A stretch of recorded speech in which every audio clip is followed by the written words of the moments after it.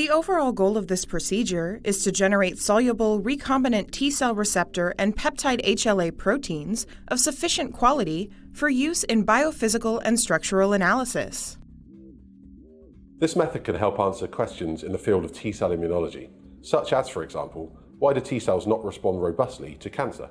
The main advantage of this technique is that we gain extremely high-resolution mechanistic data explaining how T-cell receptors recognize their targets, leading to T-cell-mediated immune responses. The implications of this technique extend toward therapy or diagnosis of virtually any human disease, because T-cells play a pivotal role in most immune responses. Though this method can provide insight into T-cell immune responses, it can also be applied to other systems that are controlled by receptor-ligand interactions. Generally, individuals new to this method will struggle because it is very difficult to generate soluble active proteins of sufficient quality for biophysical and structural experiments.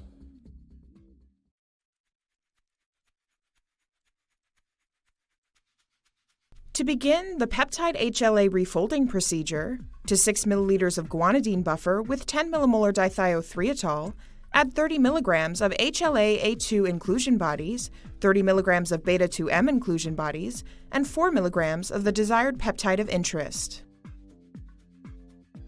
Incubate the mixture for 30 minutes at 37 degrees Celsius. Then, dilute the mixture with 1 liter of HLA refold buffer, pre-chilled to 4 degrees Celsius, and stir the mixture for 3 hours at that temperature. Dialyze the mixture twice against 20 liters of 10 millimolar tris, pH 8.1, for 24 hours each.